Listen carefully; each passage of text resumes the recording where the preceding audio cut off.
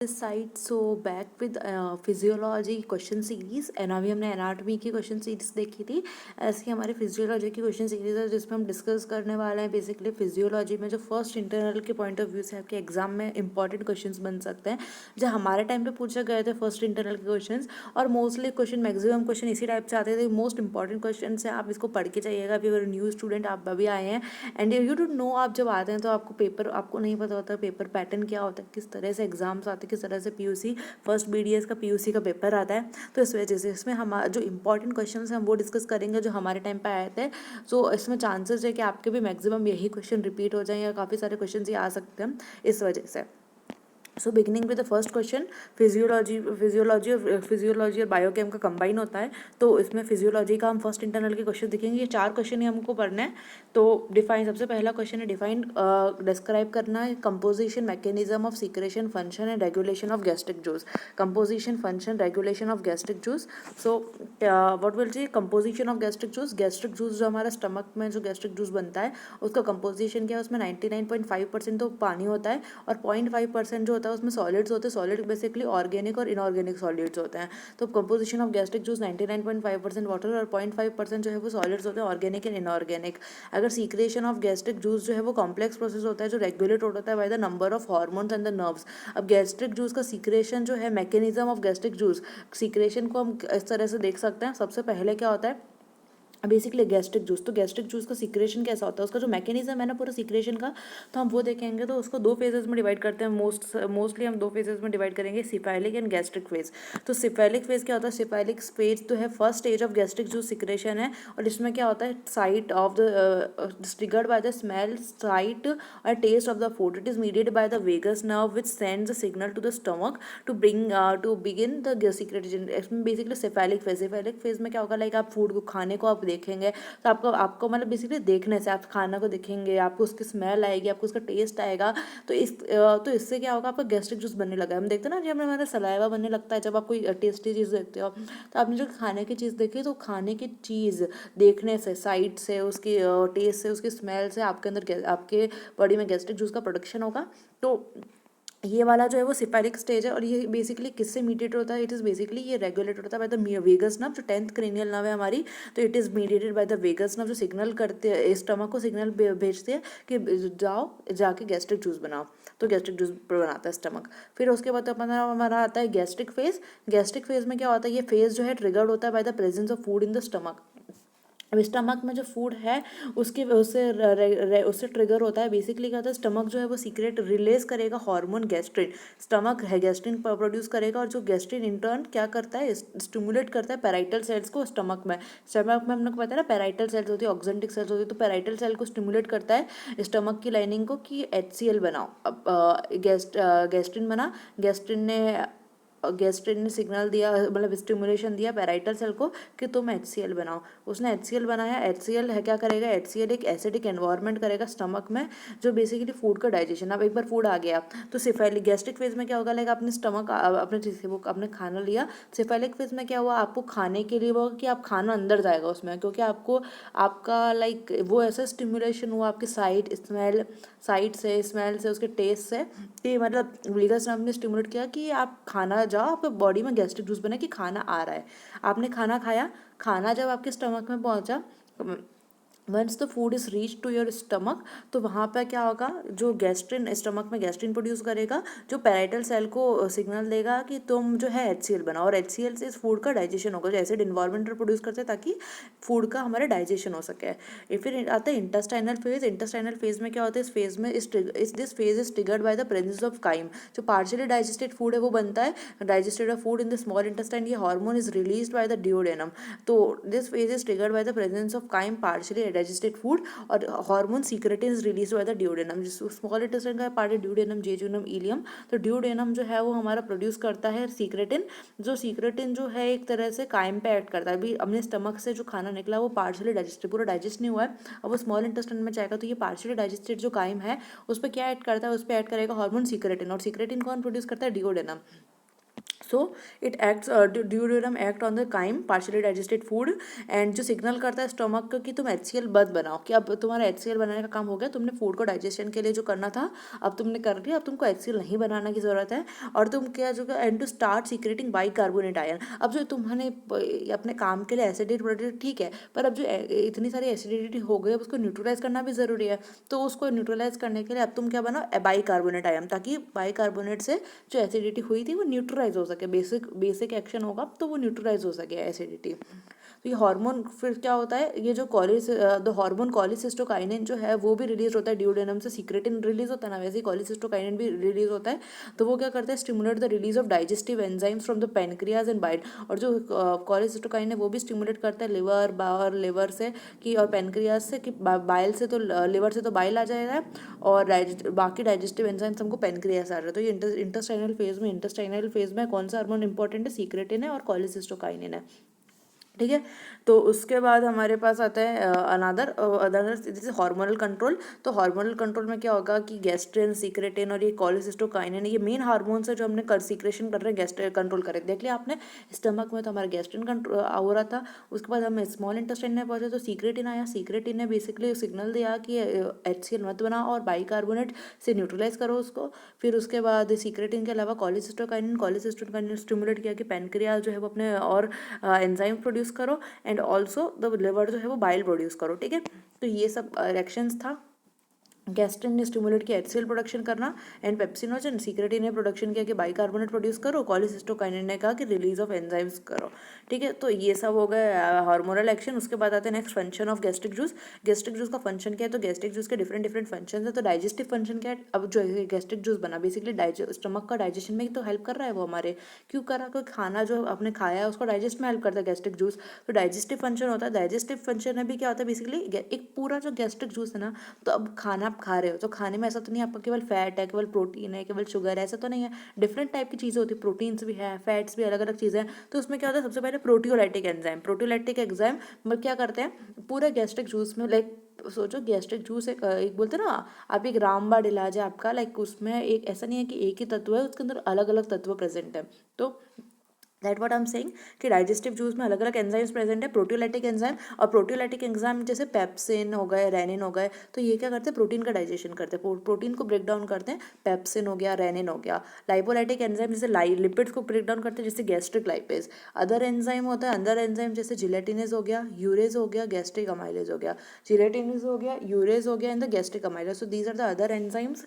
Haemopoietic function is digestive, अब वो digestion, food का डाइजेशन में हेल्प करता है। ऑल्सो क्या होता है, अब वो उसका गैस्ट्रिक जूस का हीमेटोपोइटिक फंक्शन भी होता है। कैसे कि कैसल इंट्रिंसिक फैक्टर जो होता है ना, वो कैसल इंट्रिंसिक फैक्टर एब्जॉर्ब करता है, जो गैस्ट्रिक जूस में कैसल इंट्रिंसिक फैक्टर जो है वो एब्जॉर्ब करता है एक्सट्रिंसिक फैक्टर विटामिन B12। अगर कैसल इंट्रिंसिक फैक्टर नहीं होगा तो विटामिन B12 भी उसके अंदर क्या कैसल इंट्रिंसिक फैक्टर भी होता है। अगर कैसल इंट्रिंसिक फैक्टर नहीं होगा तो विटामिन B12 जो हमारा इंट्रिंसिक जो विटामिन B12 जो है वो हमारा जो एक्सट्रिंसिक फैक्टर भी बोलते हैं जिसको, तो उसका एब्जॉर्प्शन नहीं होगा। अगर उसका एब्जॉर्प्शन नहीं हुआ तो बेसिकली विटामिन B12 की कमी से कौन सी डेफिशिएंसी होती है, पर्नीशियस एनीमिया। तो पर्नीशियस एनीमिया हो जाएगा अगर हमारी बॉडी को विटामिन B12 नहीं मिला तो विटामिन B12 की कमी हो सकती है। इफ कैसल इंट्रिंसिक फैक्टर नहीं होगा तो विटामिन B12 नहीं बनेगा, विटामिन B12 नहीं बनेगा, दैट मीन्स पर्नीशियस एनीमिया हो जाएगा हमको। और क्या होता है इसका गैस, एक तो हमारे डाइजेशन में हेल्प करता है, हीमेटोपोइटिक फंक्शन हो गया, और क्या करता है ये प्रोटेक्ट करके रखता है, गैस्ट्रिक प्रोटेक्ट करता है वाया म्यूकस।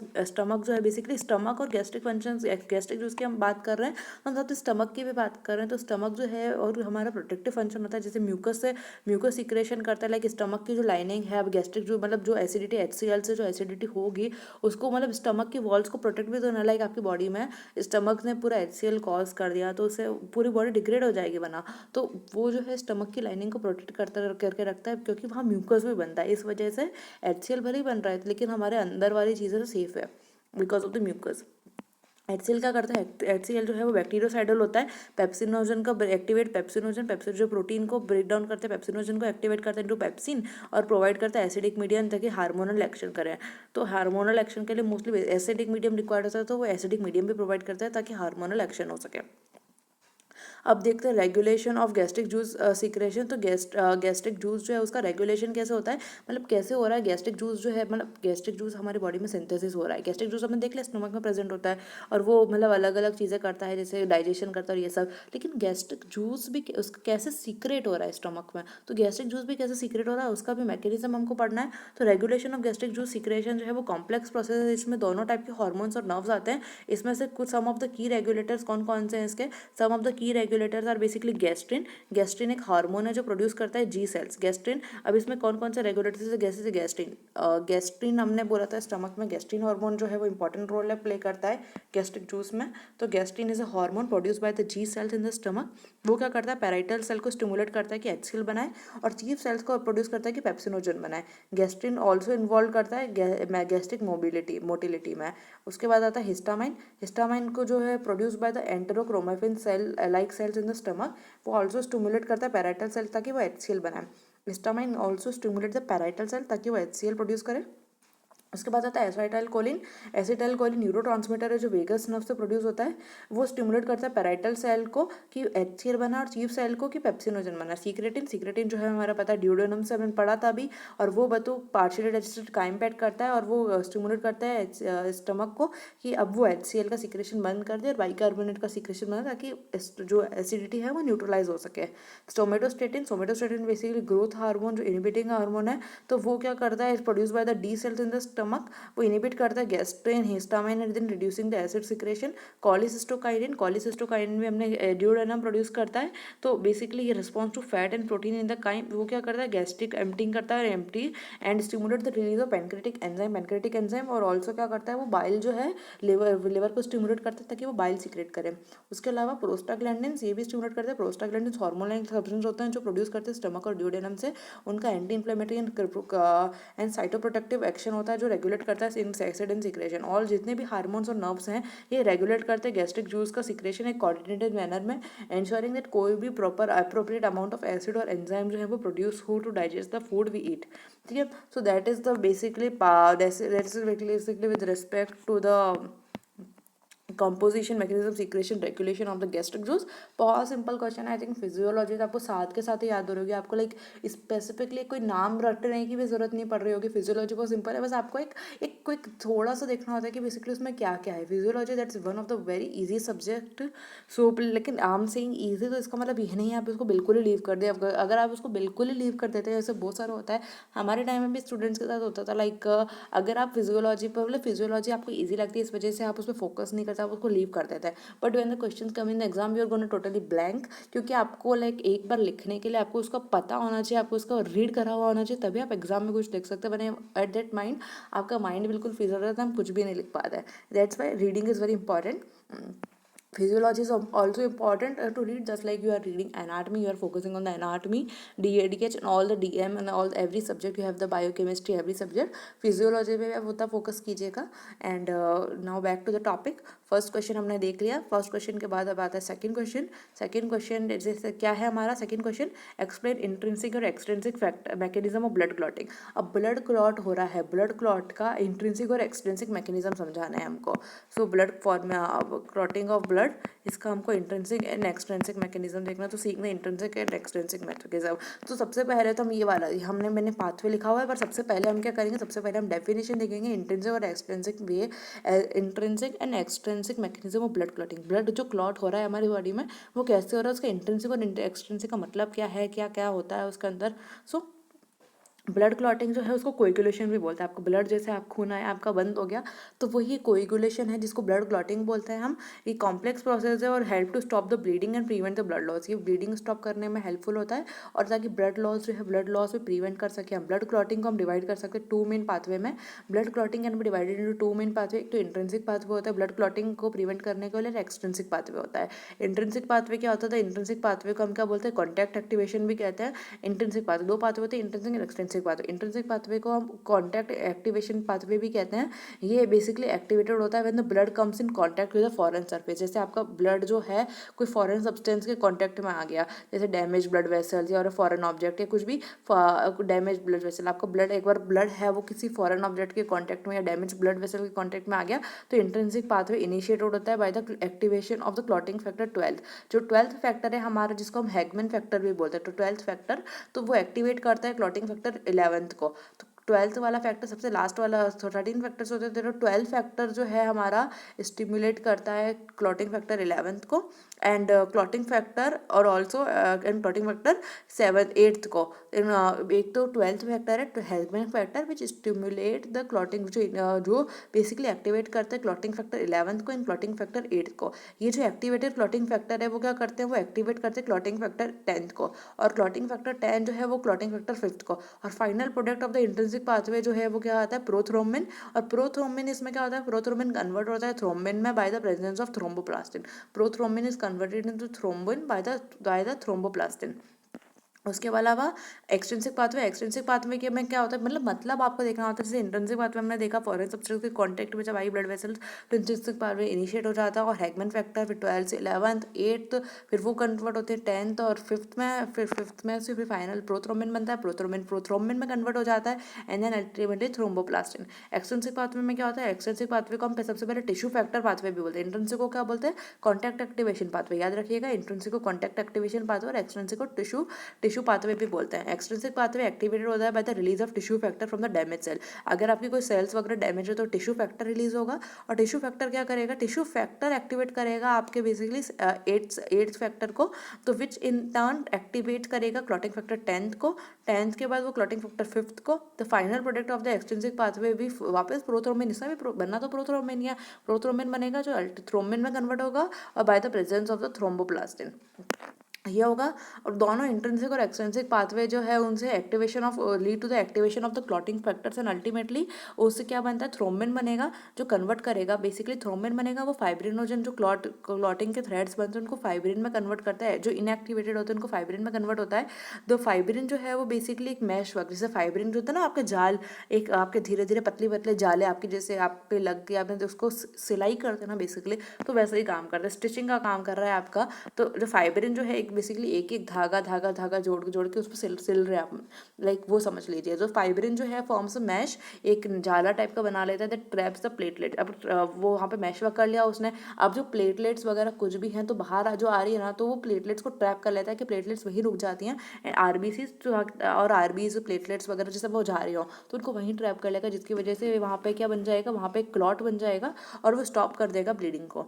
बोथ पाथवेज जो है वो इंडिपेंडेंट है बट इंटर रिलेटेड, दोनों इंडिपेंडेंट अलग अलग चलते हैं, भी एक्सट्रिंसिक पाथवे और इंट्रिंसिक पाथवे, पर दोनों इंटर रिलेटेड भी है। और जब एक्टिवेटेड जो एक साथ एक्टिवेटेड होते हैं, they work in a coordinated manner to achieve the homeostasis. The intrinsic pathway जो है वो स्लोअर होता है कंपैरेटिवली और ज़्यादा सेंसिटिव होता है तो स्मॉल इंजरी, जबकि एक्सट्रिंसिक पाथवे फास्ट होता है। इंट्रिंसिक पाथवे याद रखिएगा स्लो होता है, और मतलब जैसे छोटी छोटी इंजरीज होती है ना, कोई छोटी इंजरी तो उसमें इंट्रिंसिक पाथवे हमारा आता है।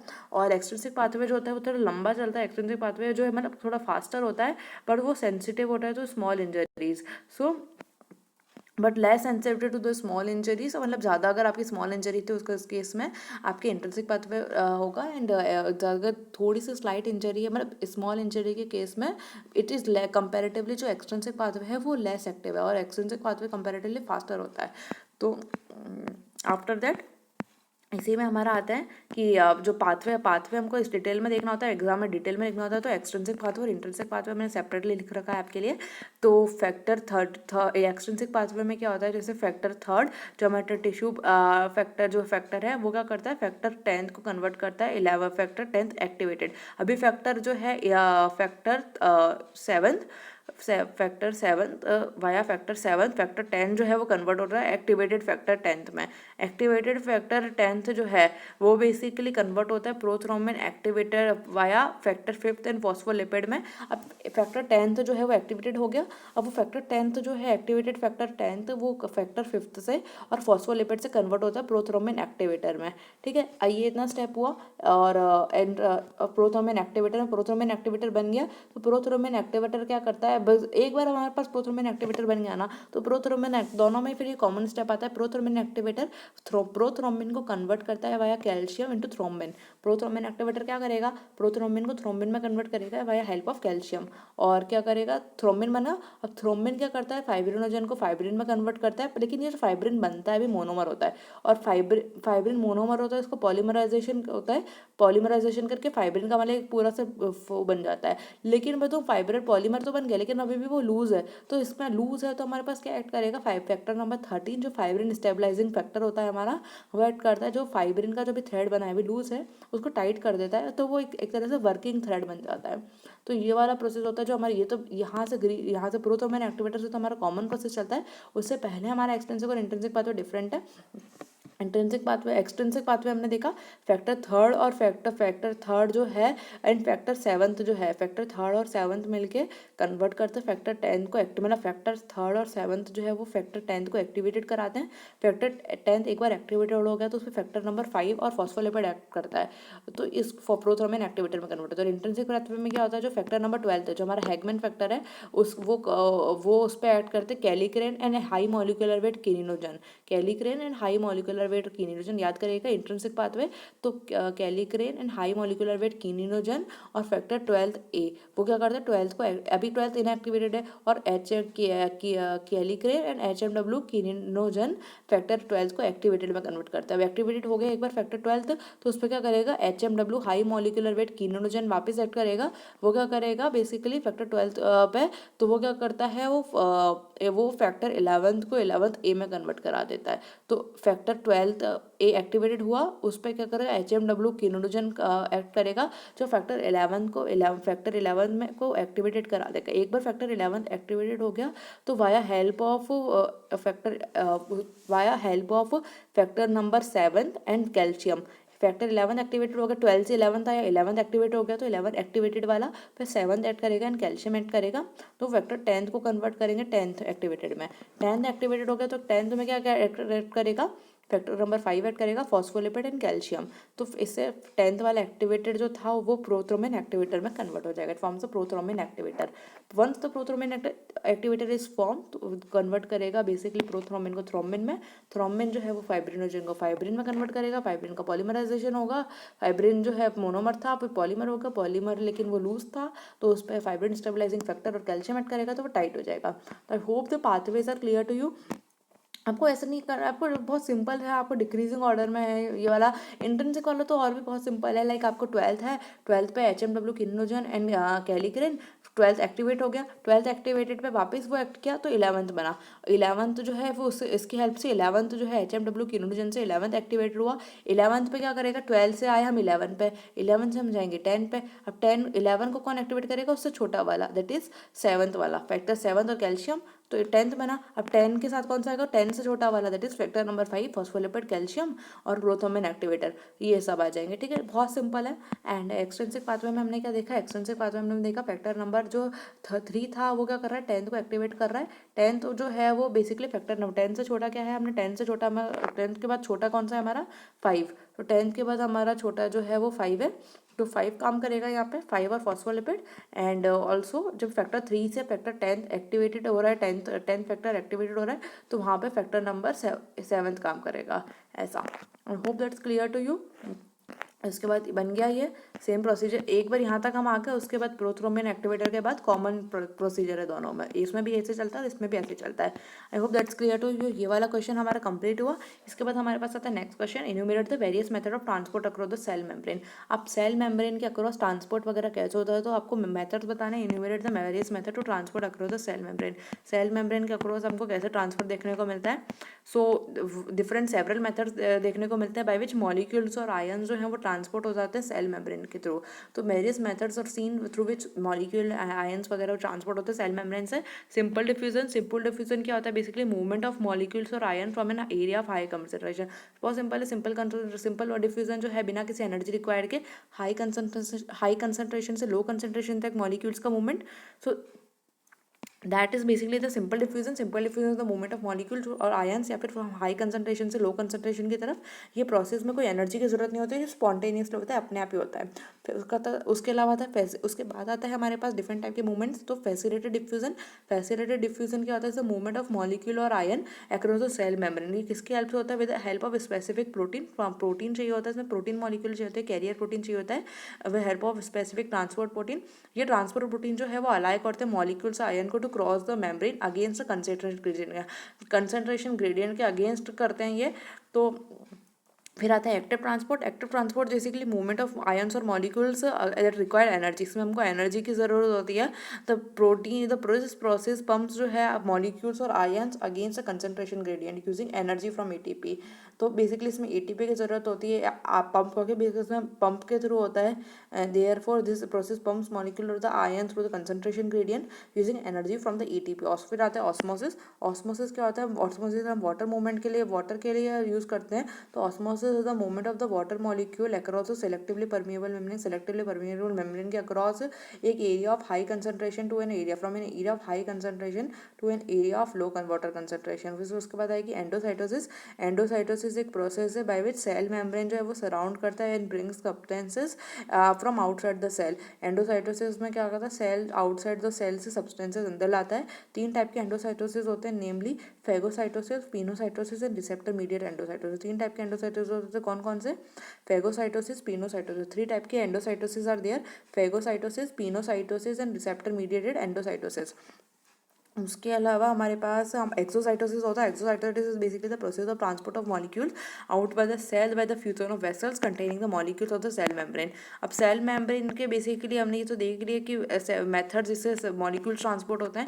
उसके अलावा हमारे पास आते हैं functions of the cell membrane. Cell membrane क्या करती है? सेल मेम्ब्रेन जो है बेसिकली दोनों में प्रेजेंट होती है।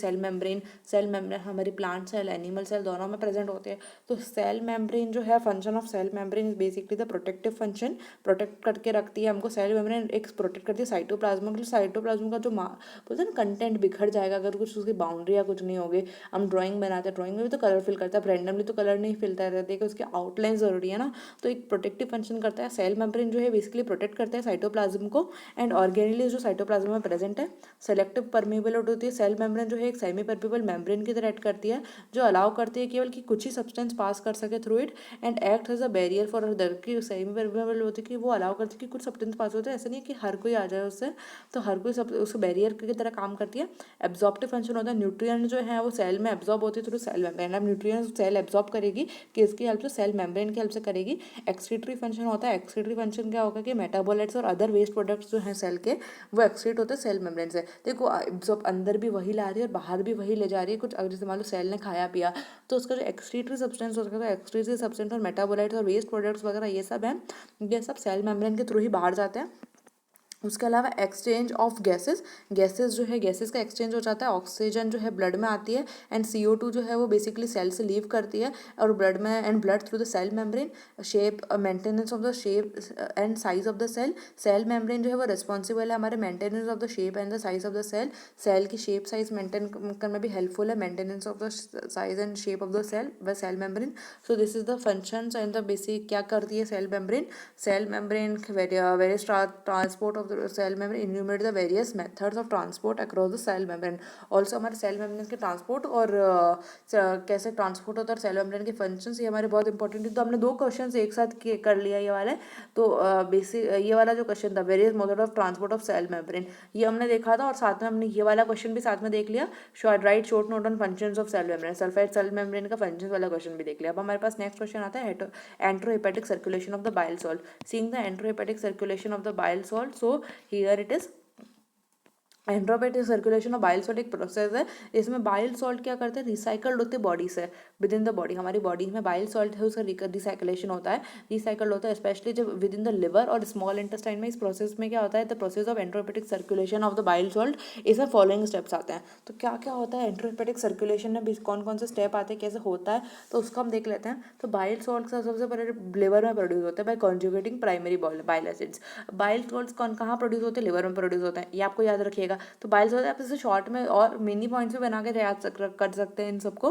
तो बाइल सॉल्ट भी आपको जिस वे में मैं बोल रहा हूँ उस वे में याद रखिएगा। तो bile salts are produce in the liver by conjugating with primary bile acid. जो प्राइमरी बाइल एसिड्स हैं उनके साथ कॉन्जुगेट करके बाइल सॉल्ट बनते हैं। तो बाइल सॉल्ट कैसे बनेंगे? सबसे पहले by conjugated primary bile acid जैसे cholic acids and chenodeoxycholic acid with amino acids like glycine. अब क्या करेंगे, लाइक कोलिक एसिड जैसे कोलिक एसिड हो गया, कीनो डिऑक्सीकोलिक एसिड हो गया, ये सब क्या करेंगे, कॉन्जुगेट करेंगे अमीनो एसिड जैसे ग्लाइसिन टॉरिन ऐसे कॉन्जुगेट करेंगे।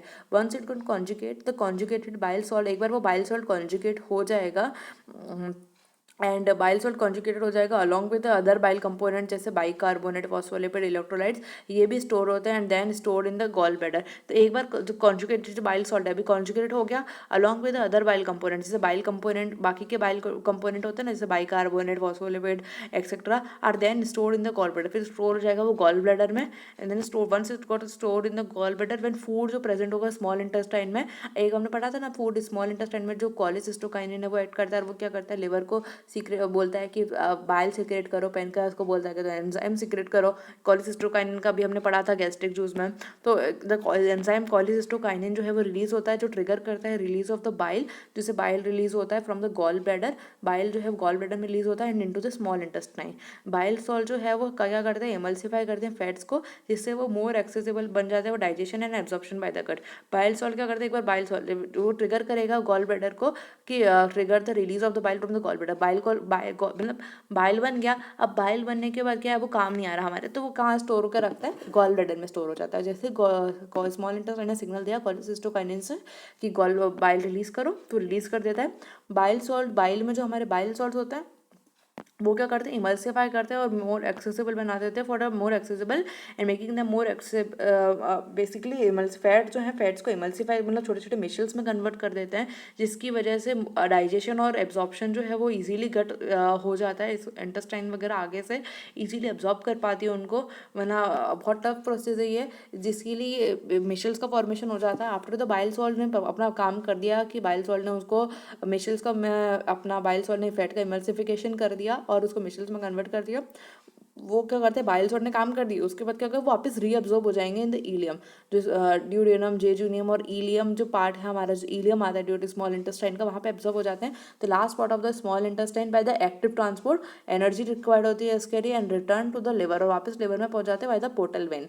ठीक है, एक बार वो पोर्टल वेन में पहुंच गए, लिवर में क्या होता है, लिवर में पहुंच गए पोर्टल वेन के थ्रू, लिवर में क्या होता है बाइल सॉल्ट जो है वो फिर से कॉन्जुगेटेड हो जाएंगे। अभी वो अनकॉन्जुगेटेड थे ना, वो मतलब बाइल सॉल्ट जो थे वो उसने एक्ट किया और फिर वो वापस कॉन्जुगेट हो जाएंगे with amino acids like glycine, taurine and then secreted back to the bile. फिर वो बाइल में चले जाएंगे, कॉन्जुगेट होने के बाद वो बाइल में चले जाएंगे। बेसिकली क्या होता है, जब वो एक्ट करते हैं ना किसी हमारे फूड स्टफ पर, जब कोलेसिस्टोकाइनिन कहता है वह एक्शन ऑफ कोलेसिस्टोकाइनिन का स्टिमुलेशन से तब वो कॉन्जुगेटेड फॉर्म में एक्ट करते हैं। जब एक बार उन्होंने कॉन्जुगेटेड फॉर्म में एक्ट किया, उन्होंने काम कर दिया, देन दे गोट इनकॉन्जुगेटेड होने के बाद जब वो वापस लिवर में जाएंगे तभी इनकॉन्जुगेटेड है, तो वो वापस कॉन्जुगेट हो जाएंगे, काम करेंगे, अनकॉन्जुगेटेड हो जाएंगे, फिर ये साइकिल जो है वो चलती रहेगी। तो bile within the newly conjugated bile salt जो है is then stored in the gall bladder. वापस कॉन्जुगेटेड वापस हो गए तो वो स्टोर हो जाएंगे गॉल ब्लैडर में, release in the small intestine जब भी फूड प्रेजेंट होगा। Some of the primary bile salts कौन सा, बाइल एसिड्स कौन सा है, जैसे कोलिक एसिड हो गया, बाइल के एसिड्स कौन सा है, कोलिक एसिड, कीनोडिऑक्सीकोलिक एसिड, वो मेटाबोलाइज होते हैं बाय द गट बैक्टीरिया, जो गट में हमारे जो बैक्टीरिया होते हैं, ताकि वो सेकेंडरी बाइल सॉल्ट्स बनाए like deoxycholic acid and lithocholic acid and then can also be return reabsorbed and return to the bile. And कुछ बाइल एसिड्स जैसे हमारे बोला ना हमने कि मेटाबॉलाइज होते हैं गट बैक्टीरिया से, तो वो सेकेंड बाइल सॉल्ट्स भी बना सकते हैं like deoxycholic acid and the lithocholic acid, जो रीअब्सॉर्ब होते हैं रिटर्न टू द लिवर। ये साइकिल जो है बाइल सॉल्ट की प्रोड्यूस होती है, जो cycle of the bile salts being produce बनते रहते हैं, स्टोर होते हैं, रिलीज होते हैं, रीअब्सॉर्ब होते हैं, कॉन्जुगेट होते रहते हैं, सीक्रेट होते हैं तो बाइल और स्टोर गॉल ब्लैडर में स्टोर हो जाते हैं। जब भी रिलीज होते हैं, जब भी कोलेसिस्टोकाइन का स्टिमुलेशन मिलता है उनको, इसको इसी पूरे को हम क्या बोलते हैं, एंट्रोहेपेटिक सर्कुलेशन। एंट्रोहेपेटिक सर्कुलेशन बोले तो जो एंट्रोकाइनेस, जो हमारी स्मॉल इंटेस्टाइन और हेपेटिक के पूरा जो सर्कुलेशन चल रहा है ना, साइकिल चल रही है हमारी इंटेस्टाइन के कॉलेसिस्टोकाइनिन और ये लिवर के बीच में जो पूरी साइकिल चल रही है, क्या प्रोसीजर हो रहा है, तो इसी को हम इसलिए हम इसका नाम दिया एंट्रोपेटिक सर्कुलेशन। ये प्रोसेस अलाउ करता है efficient use and the reuse of bile salt. इसकी वजह से बाइल सॉल्ट का पूरे ढंग से यूज हो रहा है, तो efficient use and reuse of the bile salt जो रिड्यूस करता है amount of bile salt that are lost in the. तो बेसिकली इससे क्या होता है, इससे ये चीज़ हो जाती है कि बाइल सॉल्ट जो हमारे मैक्सिमम लॉस नहीं होंगे। एटीपी कंज्यूम हो गया, आपके एटीपी तो कंज्यूम हो गया, लाइक एक बार प्रोसीजर हो गया तो बिना एटीपी का तो वो चल ही नहीं सकता, तो एटीपी कंज्यूम होगा नेक्स्ट प्रोसीजर साइकिल के लिए, वो दैट इज इंपॉर्टेंट। लेकिन आपके बाइल सॉल्ट जो है वो वापस लाइक बोलते हैं ना रीयूजेबल, तो रीयूजेबल है। सो फॉर्मेशन ऑफ बाइल सॉल्ट देख लेते हैं, तो बाइल सॉल्ट कैसे बनते हैं, तो इसका एक मैंने चार्ट डायग्राम भी है। तो प्राइमरी बाइल सॉल्ट बने जो हमारे लिवर में, प्राइमरी बाइल सॉल्ट लिवर में प्रेजेंट होते हैं, जो हमने बोला था colic acid and deoxycholic acid. अब क्या बनेगा, सेकेंडरी बाइल सॉल्ट बनते हैं फिर स्मॉल इंटेस्टाइन में, जैसे deoxycholic acid and lithocholic acid. Large intestine में, और लार्ज इंटेस्टाइन में भी अगर ये चाहते हैं तो क्या बनता है, डीऑक्सीकोलेट एंड लिथोकोलेट। लेकिन हमको ये वाला नहीं देखना है, हमको क्या करना है, सेकेंडरी बाइल सॉल्ट बने स्मॉल इंटेस्टाइन लिथोकोलिक एसिड, ये करते हैं एंट्रोहिपेटिक सर्कुलेशन में चले जाते हैं, लिवर में जाएंगे। लिवर में जाके क्या करते हैं, लिवर में जाके ये लिवर में जाके ये कॉन्जुगेट हो जाते हैं ग्लाइसिन एंड टॉरिन से, ग्लाइसिन और टॉरिन अमीनो एसिड से, जिसकी वजह से क्या बनेगा, ग्लाइकोकोलिक एसिड एंड ग्लिथोकोलिक एसिड। इनके साथ सोडियम और पोटेशियम बनता है, जो sodium and potassium ग्लाइकोकोलेट and taurocholate है, जो बेसिकली बाइल सॉल्ट है। कोलेट आप देख सकते हैं ना, सोडियम और पोटेशियम सॉल्ट कंटेंट जुड़ रहा है, तो अभी क्या बन गया, अभी एक बाइल सॉल्ट बन चुका है। अब एक बार ये बाइल सॉल्ट बन गया, तो बाइल सॉल्ट हमारे जब CS के बोलेगा तो फूड्स पे एक्ट करेगा, कॉन्जुगेट होगा, और उसके बाद वो साइकिल वापस जो है कॉन्जुगेटेड साइकिल चलती रहेगी। सो ये वाला जो हमारा बाइल सॉल्ट और बाइल एंट्रोहेपेटिक सर्कुलेशन हो गया। उसके बाद हमारे पास नेक्स्ट क्वेश्चन आता है मास्ट सेल और उनके फंक्शंस। Seeing the next question that is mast cell and their function. तो मास्ट सेल जो है क्या होता है, तो mast cell are the type of WBCs, जो क्या होते हैं कनेक्टिव टिश्यू में फाउंड होती है थ्रू आउट द बॉडी। तो mast cells are basically the connected white blood cells होती है, WBCs होती हैं, जो कनेक्टेड टिश्यू में देखने को मिलते हैं थ्रू आउट द बॉडी, जिसमें skin including the skin, mucous membrane, skin में होती है, म्यूकस मेम्ब्रेन में होती है lining the blood vessels, lining of blood vessel की जो लाइनिंग है एंडोथेलियम है, वहाँ पर भी देखने को मिलती है। ब्लड मास्ट सेल्स का फंक्शन क्या होता है, मास्ट सेल्स का फंक्शन है कि वो केमिकल मीडिएटर से रिलीज करे, जैसे हिस्टामाइन हो गया, response to allergen. Mast cells equal to आप एलर्जी याद रखिएगा। आपको कभी पूछे मास्ट सेल किससे रिलेटेड है, एलर्जी से, तो मास्ट सेल जो है वो हिस्टामाइन प्रोड्यूस करता है रेस्पॉन्स टू एलर्जन। कोई एलर्जी कॉजिंग एजेंट है, कोई जिसे आपको एलर्जी है, तो उसके रेस्पॉन्स में मास्ट सेल एक्ट करती है, तो मास्ट सेल हिस्टामाइन प्रोड्यूस करती है in response to an allergen और any other stimuli.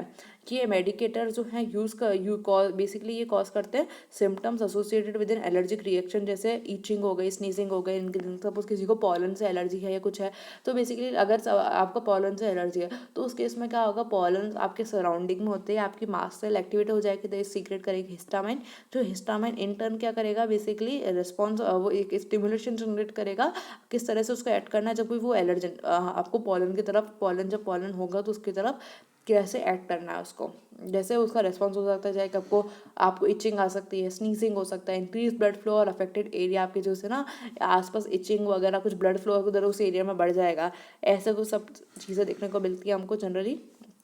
And mast cell जो है वो ऑल्सो इंपॉर्टेंट रोल प्ले करती है immune response to parasite, parasites के अगेंस्ट इम्यून रिस्पॉन्सेज में भी इंपॉर्टेंट रोल प्ले करती है by releasing of the mediators release करती है, दैट वो अट्रैक्ट करती है ऑटो इम्यून और by other immune cells to the fight of infection, और वो by releasing of the enzyme release करती है जो पैरासाइट्स को किल कर सके। मास्ट सेल्स का रोल होता है कि वो टिश्यू रिपेयर और रीमॉडलिंग में हेल्प करती है बाय रिलीजिंग ग्रोथ फैक्टर्स जो प्रमोट करते हैं repair and healing of the injured tissues. Mast cell important role play करती है इम्यून रेस्पॉन्स में, जो पैरासाइट से इम्यून रेस्पॉन्स होते हैं उसमें इंपॉर्टेंट रोल प्ले करती है immune response bye releasing of the mediator जो अट्रैक्ट करते हैं इम्यून सेल्स को अट्रैक्ट करते हैं और क्या करते हैं एंजाइम्स को कि वो पैरासाइट को किल कर सके। मास्ट सेल का एक और रोल होता है कि वो टिश्यू रिपेयर में हेल्प करे। मास्ट सेल जो हिस्टामाइन प्रोड्यूस करती है, ऑल्सो वो टिश्यू रिपेयर में, कोई टिश्यू डैमेज हो रहा है तो टिश्यू रिपेयर और रीमॉडलिंग में भी हेल्प करती है, कि वो रिलीज करती है ग्रोथ फैक्टर जो प्रमोट करते हैं कि वो जो टिश्यू और इंजर्ड है उसकी ग्रोथ हो सके, वापस हील हो सके। वो ऑल्सो कंट्रीब्यूट करती है कि वो एक नई ब्लड वेसल्स करे, मतलब थोड़ा हीलिंग में काम हो गया, उसका थोड़ा एड में हेल्प करता है। It adds in a like आपके कोई डैमेज या टिश्यू है उसको हील करने में हेल्प करेगा। मास्ट सेल का जो है वो एक और रोल प्ले करती है इन्फ्लेमेशन में। आपका कोई बॉडी में इन्फ्लेमेशन हो रहा है तो वहाँ पे भी हेल्प करती है कि इन्फ्लेमेशन में play role in inflammation by releasing mediator that recruit other immune cell कि कहाँ इंजरी है, इन्फेक्शन है, और बाय रिलीजिंग द एंजाइम जो बेसिक ब्रेक डाउन करते हैं, ब्रेक डाउन कोई है कहाँ आपके इंजरी या इन्फेक्शन हो रहा है तो वहाँ पे एंजाइम्स रिलीज करते हैं जिसकी वजह से इन्फ्लेमेशन होता है। तो मास्ट सेल जो है और also cause involve in cancer development. Mast cell जो है कैंसर डेवलपमेंट में भी इन्वॉल्व होती है जैसे वो मीडिएटर्स रिलीज करती है जो ब्लड वेसल्स की ग्रोथ करती है and the survival of the cancer cells. Blood vessels की ग्रोथ करेगी, हम बोलते हैं ना कैंसर किस वजह से होता है, excess growth of the cells. जो सेल्स है लैक्ट जो हमने पढ़ा था 11th-12th में हमने कैंसर, अगर आपको याद हो, इट लैक्स जो नॉर्मल सेल्स जो कैंसरस सेल्स होती हैं उसमें वो it lacks the properties of contact inhibition. Contact inhibition की जो प्रॉपर्टीज होती है वो हमारी नॉर्मल सेल्स में होती है तो वो इनिबिट कर सकती है अपनी ग्रोथ को, लाइक जबकि कैंसर सेल्स अपनी ग्रोथ को इनिबिट नहीं कर सकती तो कॉन्टैक्ट इनिबिशन मतलब ग्रोथ होती रहती है उस वजह से। तो इसमें मास्ट सेल्स में ये वो ब्लड वेसल्स की ग्रोथ कराती रहती है, इसलिए कैंसर सेल सर्वाइव कर जाती है, मतलब कैंसर सेल्स डेवलप हो जाती हैं। They also promote cancer cell migration and invasion. Cancer cell का माइग्रेशन, कैंसर सेल हमने पढ़ा था ना मेटास्टेसिस, मतलब एक सेल जो है एक सेल से दूसरी तरफ जो ट्यूमर जाते हैं तो बेनिग्न अगर एक जगह ट्यूमर है अगर वो दूसरी जगह फैल जाता है, कहीं और बॉडी में ट्रांसफर हो रहा है, क्रिटिकल कंडीशन होती है जैसे मैलिग्नेंट ट्यूमर की बात करते हैं हम, तो वो इन्वेजन जिसकी वजह से leading to the formation of metastasis, जो मेटास्टेसिस रिस्पॉन्सिबल होता है। उसके अलावा ये वाला क्वेश्चन हमारा कंप्लीट हुआ द मास्ट सेल। उसके बाद हमारे पास अब बचता है last question of the first internal, that is characteristic features of the NMJ, neuromuscular junction के हमारे कैरेक्टरिस्टिक फीचर्स बताने हैं। तो characteristic features of the neuromuscular junction क्या होते हैं? न्यूरोमस्कुलर जंक्शन स्पेशलाइज साइनेप्स होते हैं between the motor neurons and skeletal muscle fibre. Neuromuscular ऐसा नेम सजेस्ट, न्यूरोमस्कुलर जंक्शन किसके बीच का जंक्शन है? नर्व और मसल के बीच में। तो ये स्पेशलाइज साइनेप्स होते हैं बिटवीन द मोटर न्यूरॉन्स के बीच में और स्केलेटल मसल के फाइबर्स के बीच में। हम मोस्टली जब बात करते हैं हम स्केलेटल मसल फाइबर्स की बात करते हैं, not we are talking about smooth और cardiac muscles. So skeletal muscle के फाइबर में ये किस लिए रेस्पॉन्सिबल होते हैं? For transmitting the signals from nervous system to the muscle fibre. Nervous system से मसल फाइबर तक सिग्नल ट्रांसफर कराते हैं जिसकी वजह से मसल का कॉन्ट्रैक्शन होकर कैरेक्टरिस्टिक फीचर्स देखें एनएमजे के। तो एनएमजे में क्या क्या कैरेक्टरिस्टिक फीचर्स है? Motor end plate a specialize region है of the muscle fibre at the NMJ where the nerve terminal जहाँ पे कॉन्टैक्ट बनाता है। मोटर एंड प्लेट क्या होता है? कि स्पेशल रीजन है मसल फाइबर का। जब आप न्यूरॉन और मसल देखते हैं तो उस मसल वाला जो एरिया है वहाँ पे एक आपके स्पेशलाइज रीजन देखने को मिलता है आपको एट द एनएमजे, जहाँ पे नर्व टर्मिनल एक कॉन्टैक्ट बना के रखता है। It is characterised by the high density of acetyl choline receptor. वहाँ पे क्या आपको बहुत ज़्यादा एसिटाइल कोलिन के रिसेप्टर देखने को मिलता है और एक बहुत ज़्यादा thick and extra cellular matrix देखने को मिलता है। मोटर एंड प्लेट क्या होगा बेसिकली, डोंट कंफ्यूज।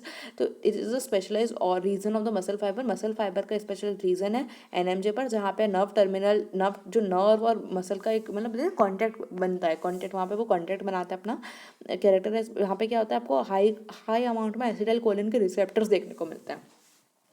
फिर आता है साइनेप्टिक क्लेफ्ट। क्या क्या फीचर्स हैं? तो हमने मोटर एंड प्लेट देखा, साइनेप्टिक क्लेफ्ट देखा। तो साइनेप्टिक क्लेफ्ट क्या होता है? स्मॉल गैप होता है बिटवीन द नर्व टर्मिनल और द मोटर एंड प्लेट। तो लाइक इधर मान लो इधर एक नर्व आ रही है, इधर एक नर्व है और इधर मसल फाइबर है हमारा। तो नर्व और मसल फाइबर के बीच में, मसल फाइबर में तो हमारी मोटर एंड प्लेट है और तो मतलब उसका जो कोना है और नर्व फाइबर है दोनों के बीच में जो स्पेस है ना साइनेप्टिक क्लेफ्ट, दोनों के बीच में इतना सा जो बारीक से स्पेस है तो वही हमारा साइनेप्टिक क्लेफ्ट। स्मॉल गैप होता है nerve terminal and the motor end plate के बीच में। किससे फिल्ड होता है? It is filled with extra cellular fluid. और ये क्या है? Site of the chemical neuro transmission, is a site for the chemical neuro transmission. I hope that's clear to you.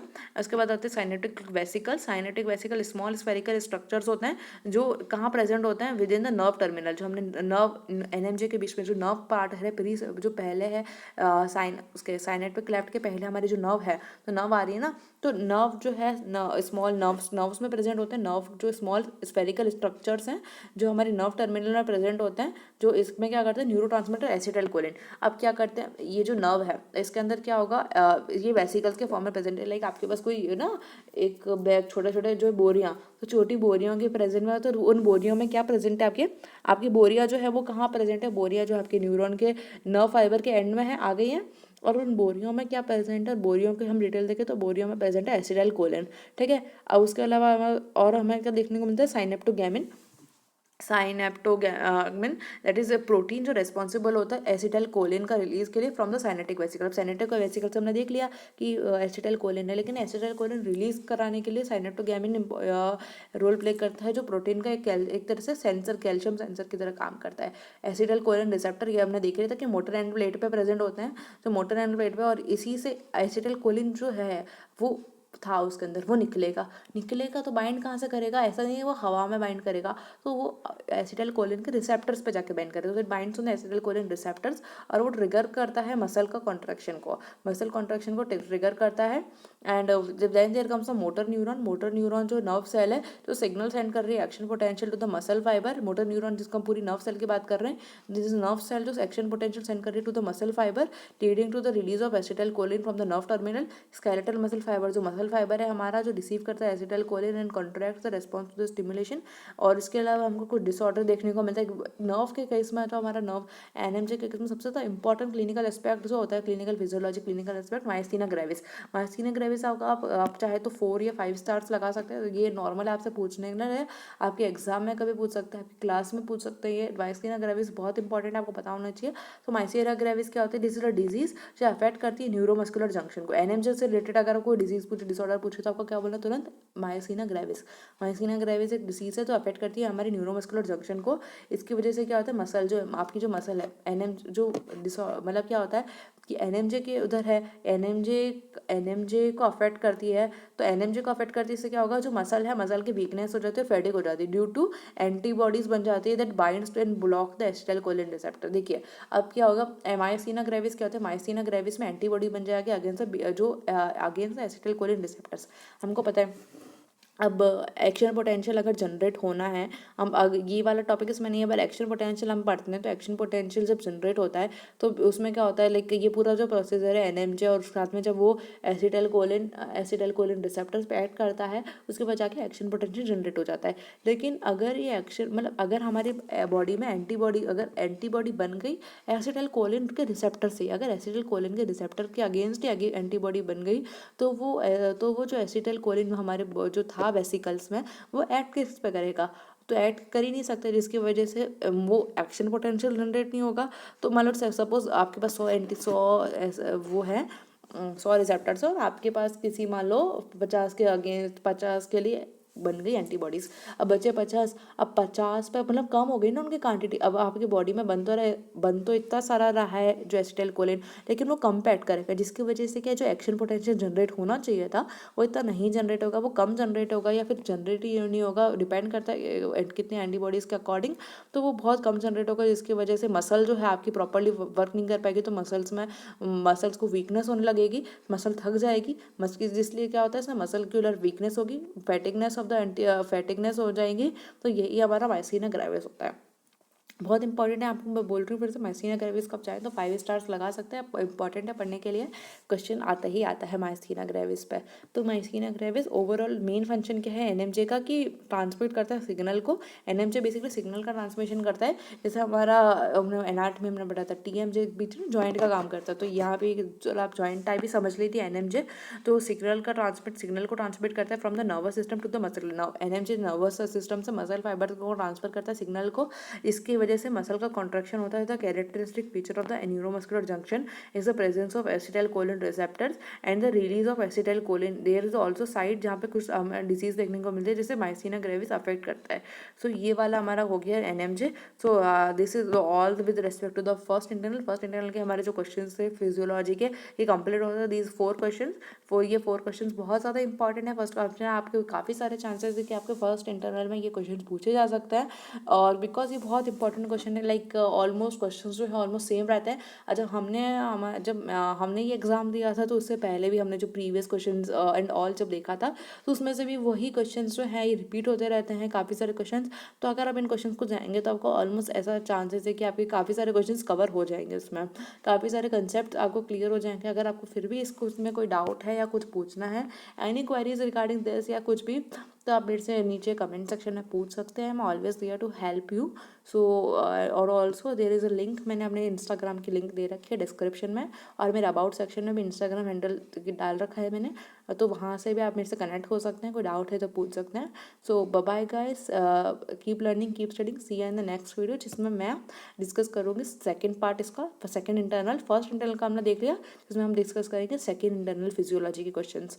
So keep studying, keep learning, bye bye.